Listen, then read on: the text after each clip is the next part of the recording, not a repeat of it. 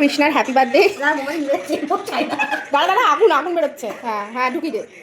এই কৃষ্ণা, এটা আমার বান্ধবী হয়। Happy birthday. অবশ্য আমাদের বার্থডে কবে চলে গেছে, 3 সপ্তাহ আগে। কিছু পাওয়া যায়নি, তাই এই হচ্ছে কেকটা। কাট কাট হবে, কাটো চলো। Happy birthday to you dear Krishna. পুজিতে নেই, উইশ করতে হয়। মোমবাতি নেভাতে নেই। ভালো কথা ভাব, ভাব তোর 2-3টে বিয়ে হয়েছে, 4-5টা চাকরি পেয়েছিস। হ্যাঁ এরকম, এটা তো ভালো খবর না। হ্যাপি বার্থডে টু ইউ, গানটা দে, বন্ধ হয়ে গেল তো। চলো কাটো। Happy birthday dear Krishna. Krishna একটু ঠিক করে, সরি উঠে গেছে আমার। কাটো একটু, ওর হাতে হাতে তুলে দে। হ্যাঁ হ্যাঁ, মোমবাতিটা সামনে দে। তোর নিজের ভবিষ্যতের আলো তুই নিজে নিয়ে যাবি, কারোর ওপরে ডিপেন্ডেবল হবি না। এনে কার